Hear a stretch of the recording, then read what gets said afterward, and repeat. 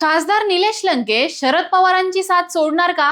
शिंदे गटात प्रवेशाची का होते चर्चा? नमस्कार, मी प्रियंका. लेट्स अप मराठीमध्ये आपलं स्वागत.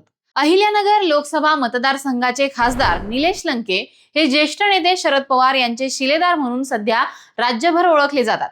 मात्र ते शरद पवारांची साथ सोडून शिवसेना शिंदे गटात जाणार असल्याची चर्चा सुरू झाली आहे.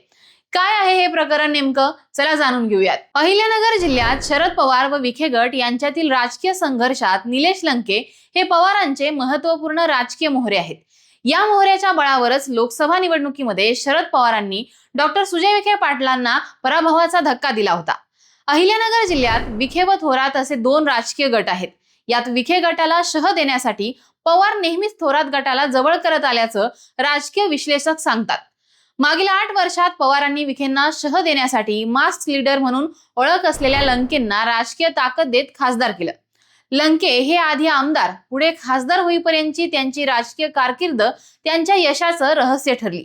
हे राजकीय रहस्यच त्यांचं पक्षांतर घडवेल अशी चर्चा आता रंगू लागली आहे. सुरुवातीला निलेश लंके हे अहिल्यानगर शहरातील कायनेटिक कंपनीमध्ये कामगार होते. तिथेच ते शिवसेनेच्या कामगार सेनेच्या संपर्कात आले. माजी मंत्री स्वर्गीय अनिल राठोड यांच्या सोबत त्यांनी राजकारणाचे धडे गिरवले. त्यांच्या हंगा गावामध्ये शिवसेनेची शाखा सुरू केली. पारनेर तालुक्यात तरुण शिवसैनिक तयार करण्यात त्यांनी महत्वाची भूमिका बजावली आहे.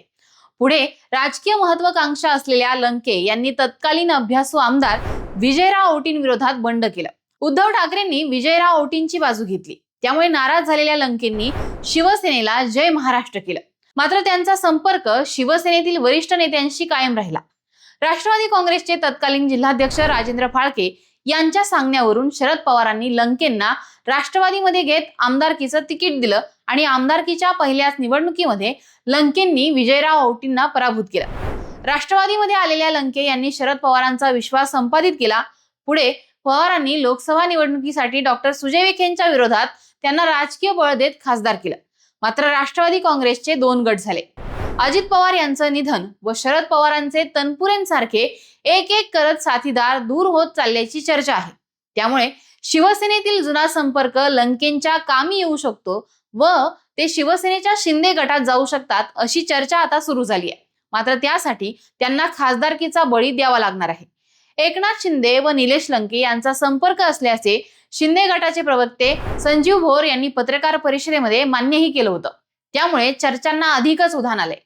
मागील महिन्यामध्ये शरद पवार विखे पाटलांचे गाव असलेल्या लोणीतील एका कार्यक्रमासाठी गेले होते. त्यावेळी त्यांच्या वाहनातून माजी मंत्री बाळासाहेब थोरात व खासदार लंके यांनी प्रवास केला होता. त्यावेळी लंके व पवार यांच्यात काही चर्चा झाली का, यावर उलटसुलट चर्चाही रंगू लागली आहे.